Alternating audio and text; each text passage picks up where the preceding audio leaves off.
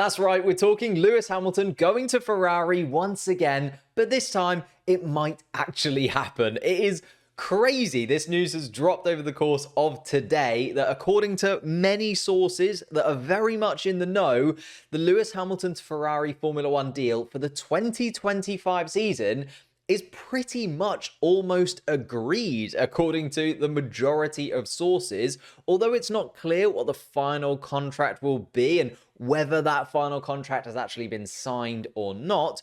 Motorsport.com understands that negotiations are advanced and could be concluded by the end of this week. So we could see Lewis Hamilton in a Ferrari car for the 2025 season confirmed before the 2024 season even gets underway. And we all know that Ferrari have been really interested in Lewis Hamilton's services for a very long time, and it always comes up. Like once a year we talk about Lewis Hamilton to Ferrari, but it never really has the legs that this currently has. This is the biggest news that we have had in Formula One since Gunther Steiner left Haas, and Hamilton has made this shock move. Like, we have to remember, Lewis Hamilton's made shock moves before. He doesn't always do what everybody is thinking. Think back to when he moved to Mercedes from McLaren. Everybody said that that was a mistake, and then he won 6 world championships whilst he is there. He doesn't always do what you think he's going to do. However, it now appears that off the back of these, challenging 2 seasons with Mercedes, Ferrari have finally convinced Lewis Hamilton that his future may be in better hands if he is in the red of Ferrari. We know that last year, Lewis Hamilton signed a multi-year contract with Mercedes. It was for the 2024 season, but now it's an option for the 2025 season. At the time, we thought it was just a 2-year contract, but it seems like there might be a break in the contract where if Lewis Hamilton wants to leave at the end of 2024, he is able to do so. And if this is the case, and we believe that Lewis Hamilton wants to take this step and move from Mercedes to Ferrari, that could be the case at the end of the 2024 season. And in that case, Lewis Hamilton must believe that the Ferrari car just offers him a better opportunity to win in terms of not only races, which he hasn't done in a couple of seasons now. We have to remember Lewis Hamilton was on a streak where he'd won at least 1 race every single year where he'd been in Formula One. Now he's gone 2 years without a victory. He maybe thinks just Ferrari will offer him just that, let alone the opportunity to win that elusive and, of course, record-breaking 8th World Championship. So when it comes to this, should Lewis Hamilton move to Ferrari? And if he does, what kind of blow will that be to Mercedes? Let's look at the Mercedes side of things first, right? We learned over the course of 2022 and 2023 that Mercedes really were struggling with these new regulations. The 2022 car in particular, the zero pod design, just didn't work. And then they lent into that into 2023. And I remember Lewis Hamilton saying towards the middle of this season that he was a little bit unhappy that it took until Monaco to get rid of this zero pod because he never really believed in that philosophy. And he said that he was disappointed they hadn't made the changes I'd asked for. So already there was a little bit of doubt in Lewis Hamilton's mind. And maybe, they're going for effectively their 3rd different generation of car in 3 years. We're not building off 2022. We're not building off 2023. They're trying to start all over again for 2024. And maybe Lewis Hamilton just thinks, you know what? You've had 2 shots at it and you've messed up both of those. Why is this 3rd shot going to be anywhere near as good as the Ferrari car? And the Ferrari car, which remember, did start off well, it is building from their previous generations of car. Okay, they're taking a slight change of direction into 2024 and they're reworking a few of the fundamentals in terms of aerodynamics. But we've seen that the Ferrari car is most likely going to be the closest to Red Bull, outside of maybe McLaren at a little bit of an outside shout. And I just think that maybe, he's seen the early indications from the Mercedes wind tunnel, and we've heard from Mercedes that apparently everything's going positively. Maybe that isn't the case, and maybe this step forward that Mercedes have said this new generation of car will be isn't quite the step forward they wanted to. Obviously, then delving into more of the individuals that are affected and impacted by this, first we have to talk Toto Wolff, because he and Lewis Hamilton have been the driving force for Mercedes throughout this dominance era that we have seen from them. Okay, in the last couple of years it slowed down, but before that they were winning championship after championship, and it wasn't even close. They were obliterating the majority of the field every single weekend, and these two seemed like the perfect pair. It felt like Toto Wolff had everything that Lewis Hamilton needed, and Lewis Hamilton was able to deliver everything Toto Wolff wanted on track. Okay, they had their qualms, especially with Nico Rosberg, but once Nico Rosberg left the team in 2016, from 2017 onwards, it has been all Lewis Hamilton. And if you're Toto Wolff, you've literally just done the contract negotiations for Lewis Hamilton. You've just signed him up on a new deal for 2024, and before the season has even started, your talisman, the man that you have built Mercedes around, the driver that has been the driver for you during your entire time in Formula One, effectively, is now deciding to move to effectively your closest rival. We have to remember, Mercedes and Ferrari were battling with each other right down to Abu Dhabi last season. Had Charles Leclerc been a little bit sneakier, he could have ruined Mercedes' second place in the Constructors' Championship. And to think that Mercedes are second in the championship, let alone third, fourth in the future, if they lose Lewis Hamilton, I feel like they would drop backwards that much. This could really hurt not only them as a team, but Toto Wolff as an individual must be just absolutely heartbroken by this.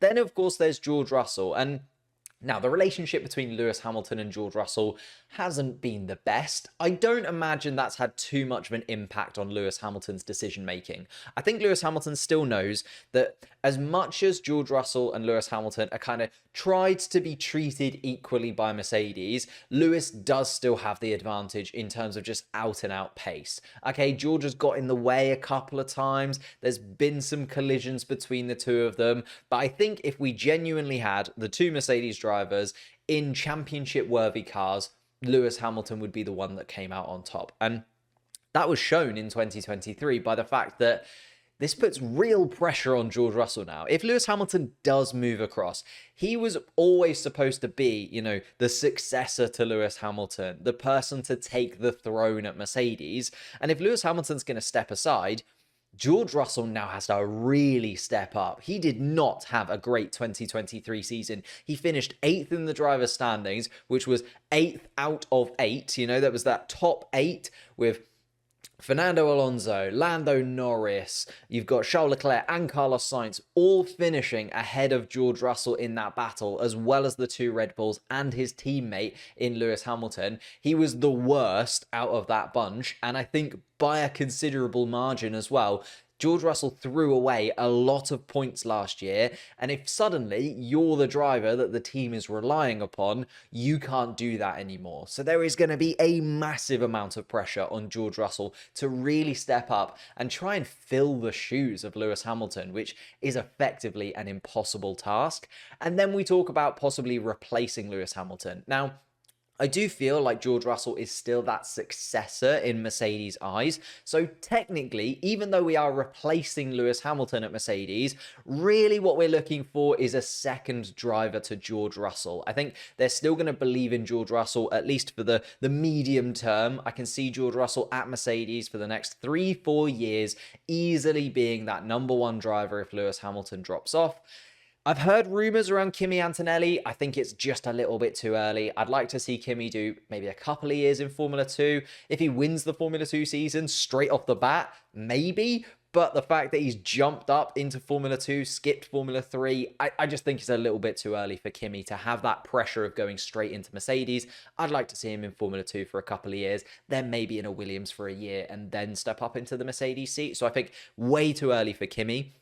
I think the obvious choice here is Alex Albon. And now I know it's another Williams driver that Mercedes are pinching from the team, but Alex Albon was utterly sublime during the 2023 season. He was given that opportunity at Red Bull. Okay, it didn't go the way he wanted it to, but actually, he has himself has pointed out he wasn't absolutely dreadful in that Red Bull car. Just some of those things didn't quite go his way. And I think now we're looking at a very different Alex Albon to the Albon that we saw in Red Bull. We're looking at an Albon that in the Williams last year was easily the best driver of that back of the pack. You know, he was way ahead of the Hasses, the Alfa Romeos, way ahead of his teammate. Like, Alex Albon was probably in the top 5 drivers last season, and if you give him a car like a Mercedes, he will just put in those performances weekend after weekend. Okay, will he win races constantly? Maybe not, but will he guarantee you a 7 out of 10 performance every single weekend? Put yourself in the points and put yourself into a good position. Yes, and I think that's exactly what they need. He is a little bit like the Valtteri Bottas to Lewis Hamilton replacement, in my opinion, with the possibility, I think Bottas kind of hit his ceiling quite early. I think Alex Albon could continue to grow. So even if Alex Albon goes into that car in 2025 and plays the second place to George Russell, once he's in there, once he's sorted and we go into the new regulations in 2026, there's nothing to say that Alex Albon can't keep improving from this point. On the point of Valtteri Bottas, I've heard little links there whether Valtteri Bottas would go back to Mercedes. Obviously, he was so loyal to the Mercedes team. I think his star has dwindled just enough, though, that Mercedes would not really want to go for him. And he's getting towards the end of his Formula One career. I think they'd want to go for someone a little bit younger, which is why Esteban Ocon was one of the second people that came to my mind. I think if you can't get Alex Albon, Esteban Ocon is not a terrible shout. Obviously, he's still linked to Mercedes through Toto Wolff. He was in and around the Mercedes Junior program for a very long time, and I feel like they would be able to convince him to move away from Alpine, where Pierre Gasly, for me, I think is becoming the #1 driver there. The final name is Lando Norris, and Lando Norris has literally just signed a contract with McLaren. How he would be able to get out of that contract, I don't know. But also, if you're Lando Norris right now, I think McLaren might be in a better situation going into 2024 and 2025 than Mercedes are, because McLaren at least have a fundamental car that they're building off of. Mercedes are doing something completely different in 2024. So even if Lando Norris wasn't under contract, I think he'd still stay moving forwards. Then moving over to the other side of things, thinking about it in terms of Ferrari, first and foremost, Hamilton will take the place of Carlos Sainz at Maranello alongside Charles Leclerc, and it just feels a little bit bad for Carlos Sainz. I do feel really sorry for him. I don't think he's done anything necessarily wrong. He's been very good whilst he's at Ferrari. He's been close enough to Charles Leclerc on more than enough occasions. And we always talk about the fact that Ferrari have got the strongest driver pairing. It's because Charles Leclerc has this raw, out-and-out pace, speed that maybe Carlos Sainz doesn't have, but where Carlos Sainz comes to the fore is he's so consistent. He gets the most out of the car. He knows what to do in terms of tyre degradation. He knows what to do in terms of setup. And I feel like everything that Charles Leclerc doesn't do very well, Carlos Sainz does perfectly, and everything Carlos Sainz doesn't quite have, Charles Leclerc has that talent to make up for. So they are the perfect, almost yin and yang inside of a Formula One team, and I don't think Carlos Sainz, as I said, has done anything wrong. I don't think he deserves to lose his seat at Ferrari, but unfortunately, Lewis Hamilton is one of the greatest drivers ever, if not statistically, the greatest driver to have ever taken to the track in Formula One, and Ferrari are jumping at the chance of having the biggest name in Formula One within the biggest team in Formula One. And I therefore think that Carlos has just kind of got caught in the crossfires and will have to move over. There's a number of teams that come to mind. People have said that they might do a swap. Carlos Sainz goes straight into the Mercedes. I think if you're Mercedes, that is a phenomenal deal. But I don't know if you're Carlos Sainz at this point in your career, whether you'd want to go to Mercedes and play second fiddle to another, soon-to-be champion. That's what he's had to do with Charles Leclerc when he moved to Ferrari. It was like, okay, Charles Leclerc's our champion, you're going to be the second driver. And even when he's tried to, convince Ferrari differently, they've always sided with Charles Leclerc. I think that would be the same if he went to Mercedes. They'd go, George Russell would be that #1. And even if Carlos Sainz was performing better than George Russell, I still feel like George Russell would be given the leeway as the Mercedes driver and effectively the driver that's come through their academy. I think instead what Carlos will need is a team where he can go in and be that clear #1. Obviously, the links to Audi are there. There's still a couple of years to go until Audi comes in. Obviously, Hamilton won't come in until 2025. Carlos Sainz's contract does end then. Maybe that is the move. There's also the possibility of going back to McLaren.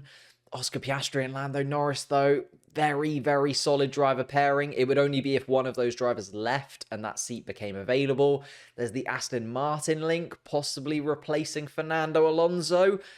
I don't know about that one myself, but I'll let you decide in the comments down below. It's an interesting one with Carlos Sainz, but finally, I think we have to loop all the way back around and talk about Charles Leclerc. What happens to Charles Leclerc in all of this? Like, he's literally just signed himself a new deal for Ferrari, thinking that he's set up to be the #1 driver there, have the car built around him. Fred Vasseurs like, "You are man, Charles. Like, as soon as we have got a car that is championship worthy, you are going to be that driver that battles for championships for us."